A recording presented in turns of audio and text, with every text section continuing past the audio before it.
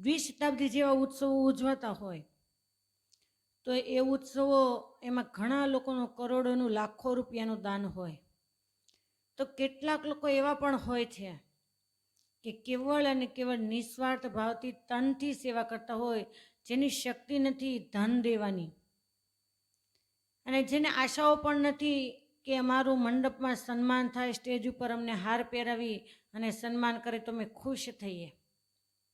તો ઘણા લોકો એવા છે કે જેની નિસ્વાર્થ ભાવની સેવા છે પણ એની આ જગતમાં કદર નથી હોતી.